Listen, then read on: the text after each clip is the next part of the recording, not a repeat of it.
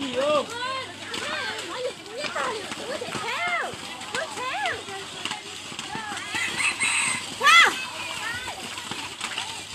อ้ปะเจอไฟแล้ววะ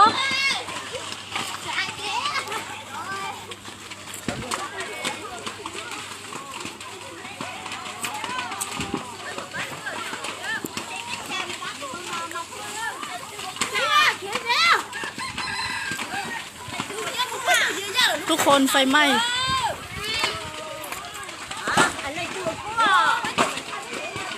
โอ้ปะเจอไฟแล้ววะ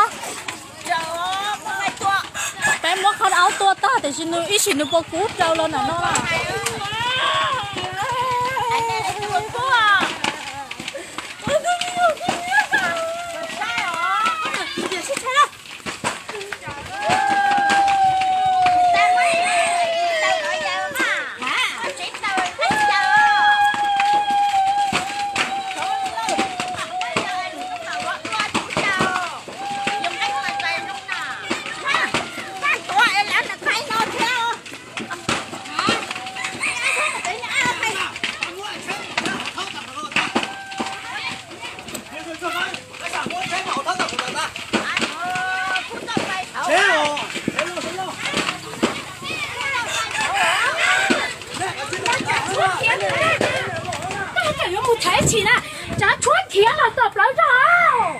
เนี่ยพวกกูแล้วน่ะไปเจียว